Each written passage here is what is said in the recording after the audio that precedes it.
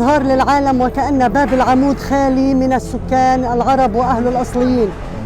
خلف أولئك الحواجز الحديدية التي يسحبونها الآن هناك الآلاف من المقدسيين يحتشدون على أطراف المدينة وخلف الحواجز الحديدية يريدون الوصول لساحة باب العمود، ولكن القوات المؤلفة من الآلاف من جنود الاحتلال وشرطتهم. شك ابن مدينة القدس اليوم يعني تعرض لصدمتين. الصدمة الأولى كانت من المسجد الأقصى المبارك حينما رفع العلم الإسرائيلي عند باب السلسلة، والصدمة الثانية هي ما هو موجود الآن في باب العمود.